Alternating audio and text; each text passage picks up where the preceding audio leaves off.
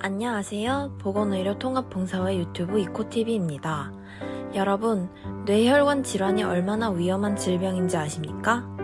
뇌혈관 질환이 얼마나 위험한지, 뇌혈관 질환의 정의와 증상 설명, 뇌혈관 질환을 관리하기 위해 어떻게 해야 하는지 알아보도록 하겠습니다.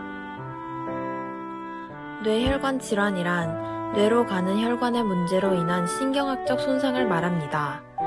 이는 곧 뇌졸중이라고 부르며 뇌출혈, 뇌경색, 외상성 뇌손상 등의 원인으로 인해 나타나는 모든 장애와 증상을 포함하고 뇌혈관 질환의 종류에는 뇌경색, 뇌출혈, 뇌동맥류 등이 있습니다.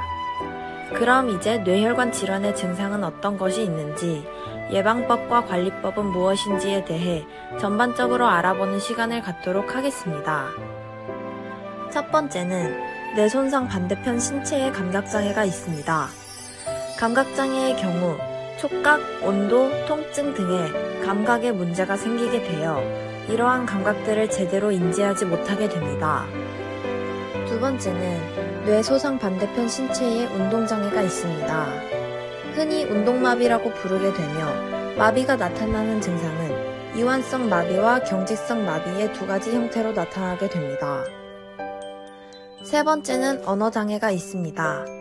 이것은 크게 발음이나 말은 제대로 하지만 상대의 의사를 제대로 이해하지 못하는 베르니케 실어증과 상대의 의사는 제대로 이해하지만 발음이나 말을 제대로 표현하지 못하는 브로카 실어증으로 나뉘게 됩니다. 네 번째는 시야장애가 있습니다. 한쪽 눈의 시력이 급격히 떨어지게 되거나 어둡게 보이거나 물체가 두 개로 겹쳐 보이는 등의 증상이 나타나게 됩니다. 다섯 번째는 연화장애가 있습니다. 연화장애란 음식물 섭취 시 제대로 씹고 삼키지 못하는 것을 의미하고 심한 경우 침도 제대로 삼키지 못하여 침을 흘리게 되는 모습을 보이기도 합니다. 마지막으로 의식장애가 있습니다. 뇌출혈 혹은 뇌경색이 심한 경우 의식에 문제가 생기기도 하고 의식을 회복하더라도 굉장히 좋지 않은 회복 상태를 보이게 됩니다. 뇌혈관 질환은 생활습관 개선이 정말 중요한 질병입니다. 뇌혈관 질환을 어떻게 예방하면 좋을까요? 첫 번째, 금연, 금주해야 합니다. 니코틴은 끊임없이 혈관을 수축시켜 혈관을 손상시킵니다. 술은 영양 부족과 비만을 유발하고 고혈압이나 뇌혈관 질환의 발생 가능성을 높여 뇌출혈이나 뇌경색에 걸릴 위험을 증가시킵니다. 두 번째로는 저염분 고칼륨 식이를 해야 합니다. 맵고 짠 음식, 기름진 음식, 붉은 육류는 피하고 녹황색 채소, 생선류 등의 식품을 위주로 먹도록 합니다. 세 번째로 적정 혈압과 적정 체중을 유지합니다. 고혈압 시 뇌혈관의 동맥 경화가 발생하여 점차 딱딱해지고 좁아지다가 어느 순간 막히게 되면 뇌경색이 생기게 되고 혈관이 터지게 되면 뇌출혈이 발생합니다. 비만은 고혈압, 당뇨, 고지혈증 등을 유발하고 이러한 질환들은 뇌혈관 질환을 일으킬 수 있습니다. 네 번째로는 급격한 온도 변화나 혈압 변화를 피해야 합니다. 날씨가 추우면 혈관이 수축해 혈압을 높여 혈관이 터지기 쉽습니다. 다섯 번째로는 적절한 운동이 필요합니다. 특히 고혈압 환자에게는 걷기, 달리기, 자전거 타기와 같은 지속적인 유산소 운동이 도움이 됩니다. 뇌졸중 경험이 있거나 고혈압이 있는 사람의 경우 추운 날씨나 이른 아침에 운동하는 것은 삼가는 것이 좋습니다. 마지막으로 스트레스는 혈압을 급격히 상승시키므로 스트레스 조절이 필요합니다.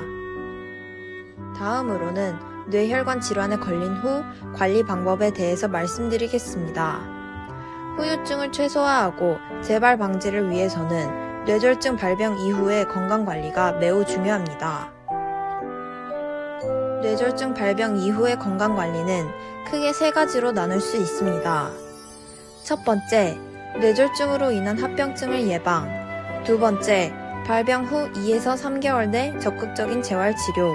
세 번째, 뇌졸중 재발 방지를 위한 일상생활에서의 노력입니다. 이제 구체적으로 각 사항에 대해서 어떻게 건강관리를 실천할 수 있는지 알아보도록 하겠습니다. 첫 번째, 욕창을 방지하기 위해서 특수한 매트리스를 사용합니다. 두 번째, 마비가 온 쪽의 신체에 손상을 주지 않으면서 본인에게도 편안한 자세를 취하도록 합니다. 세 번째, 먼저 욕창을 방지하기 위해서는 침상에서 자주 체위를 변경해주고 욕창 방지를 위한 특수한 매트리스를 사용하는 것이 도움이 될 수 있습니다. 또한 등과 가슴을 자주 두드려 주어 가래를 잘 뱉어낼 수 있도록 하는 것이 좋습니다. 두 번째로는 발병 후 2에서 3개월 내에 적극적으로 재활치료에 임해야 합니다. 뇌는 다양한 기능을 담당하고 있는 만큼 뇌졸중 후 연화장애, 인지기능장애, 언어장애와 같은 후유증이 나타날 수 있기 때문에 이를 최소화하고 떨어진 기능을 회복하려면 재활치료가 필수입니다. 특히 재활치료에는 골든타임이 존재하는데 뇌신경이 일정 부분 자발적으로 호전하려는 과정은 뇌졸중 발생 후 6개월 안에 끝나기 때문에 재활치료를 통해 2에서 3개월 내에 뇌과소성을 키워주는 것이 중요합니다. 뇌과소성이란 주변에 있는 뇌신경 구조와 뇌세포의 활동성 및 기능이 변하면서 죽은 부분의 기능을 대체하려고 하는 능력입니다. 지금까지 뇌혈관 질환의 종류, 예방법, 관리법에 대해 알아보았습니다. 금연, 금주, 식이요법, 규칙적인 운동 등의 관리를 통해 건강한 생활을 유지할 수 있도록 노력해주세요.